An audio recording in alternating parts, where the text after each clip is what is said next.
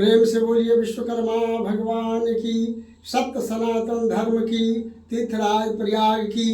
मैं अंतर्राष्ट्रीय विश्वकर्मा महाशक्तिपीठ नगर निगम ward number 50 Jhusi Prayagraj से अनंत श्री विभूषित जगत गुरु विश्वकर्मा शंकराचार्य संत स्वामी दिलीप योगीराज पूरे विश्व को मैं संदेश देना चाहता हूँ कि नमो अस्तु विश्वरूपाय ते नमः, नमो विश्वात्मा भूताय विश्वकर्मा नमोस्तुते। बहुत संक्षिप्त में मैं कहता हूँ कि आज सतयुग में पूरे सृष्टि रचयिता भगवान विश्वकर्मा थे, जो सभी को 3 लोक 14 भुवन में सब कुछ के रचयिता निर्माण करता भगवान विश्वकर्मा थे। वो भेद नहीं रखे, वो भाव रखे, सबको समान रूप से सब कुछ दिए।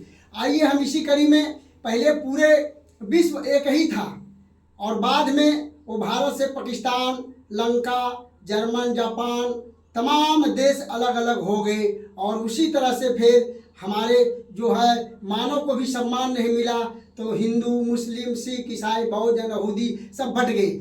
आज भी हमारे बटने का सिलसिला जारी है। आइए मैं सभी देशवासियों को खुशखबरी सुनाता हूँ कि आज कहते हैं लोग हमारे धर्माचार भारत में कि हम हिंदू हैं, हम हिंदुत्व लाएंगे, हम हिंदू राष्ट्र बनाएंगे, हम सनातनी हैं। जब ये आप हिंदू हैं और सनातनी हैं जब ही होंगे कि आज तक भारत में भेद किया गया है। जैसे आज आदि गुरु शंकराचार्य ने 4 मठ बनाए और 4 मठ के मठाधीश बनाए। आज वो उसमें भी जातिवाद हो रहा है, जबकि जातिवाद नहीं होना चाहिए। इन लोगों को कहना है कि 4 मठ जो है, 4 मठ के मठाधीश सिर्फ ब्राह्मण परिवार के ही जगत गुरु शंकराचार्य बन सकते हैं, तो ये भी बहुत गलत है। फिर हम हिंदू कहाँ हैं, हिंदुत्व कहाँ है? इसमें जाति का भेद नहीं होना चाहिए। जो आज तक इस पर कोई टीका टिप्पणी नहीं किया, इसमें बदलाव नहीं आया। और दूसरा कि जब राम मंदिर का ट्रस्ट बना तो वहाँ भी सभी जातियों का ट्रस्टी बनाना चाहिए, वहाँ भी नहीं बन पाया है, जबकि सेवा सब जातियों का वहाँ लगा है। ये काम भी अभी तक नहीं हुआ है। तो आज हम सब लोग सम्मेलन करते हैं कि हम सब मानव एक हैं, हम सब हिंदू हैं। हम सब हिंदू कैसे हो सकते हैं? हिंदू में तो भेद कर रहे हैं आप। ये पहले भी था, आज भी था। हम माननीय प्रधानमंत्री मोदी जी से कहना चाहूँगा कि सभी चीज़ों में तो जातिवाद खत्म हो गया कि प्रधानमंत्री कोई बन सकता है, मुख्यमंत्री को बन सकता है, क्योंकि देश जो हमारा भारत है वो संविधान से चलता है। तो संविधान से जब चलता है तो आज तक शंकराचार्य के पद पर क्यों नहीं दूसरे बिरादरी के लोग बैठाया गया? विद्वान सर्वत्र पूजते, विद्वान जो है, जो आचार्य हैं, उनको वहाँ बैठाना चाहिए और सभी को ट्रस्टी में सभी जाति को लेना चाहिए। कुंभ मेला में भी देखिए, जो नीचे तख्ते के लोग थे, साधु संत, उनको कोई सुविधा नहीं दिया गया। 1-2 टेंट दिया गया, उनको सुनवाई नहीं दिया गया। और बड़े बड़े मठाधीश को करोड़ों रुपया दे दिए, पंडाल बनवा दिए। ये भी बड़ा दुर्भाग्य है कि भारत धर्म प्रधान देश होते हुए भी धर्म का पालन नहीं किया जा रहा। यहाँ भी भेद चल रहा है। ये सब भेदों को खत्म करना जरूरी है। हम सब देशवासियों को सावधान करते हैं कि आज पूरे देश में जितना जनसंख्या हर जन बैकवर्ड का है, अगर उनमें एकता हो जाएगा तो इसका तुरंत समाधान हो जाएगा। हम नहीं चाहते हैं कि विकराल रूप लो।